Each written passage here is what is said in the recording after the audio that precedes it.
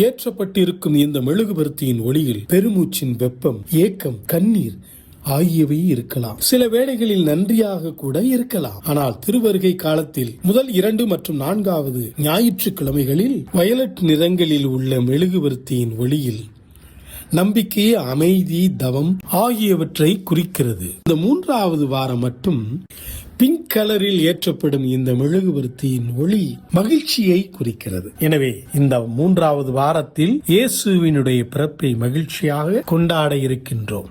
ஒளி ஜாய், மகிழ்ச்சியை குறிக்கிறது. 4வது வாரம் கிறிஸ்துவின் அன்பை குறிக்கிறது, love.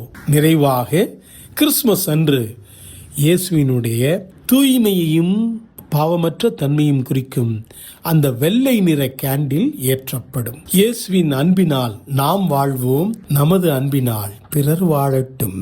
Happy christmas to you all. பாஸ்கா அன்று உயிர்ப்பின் ஞாயிறு ஏற்றப்படும் அந்த மெழுகுபர்த்தி நானே வழியும் உண்மையும் உயிர்ப்புமாய் இருக்கிறேன் என்று சொல்கின்றது. மெழுகுபர்த்திகள் சொல்லும் உண்மையை உள்ளம் உணரட்டும், அந்த உண்மையை உறக்கச் சொல்லட்டும்.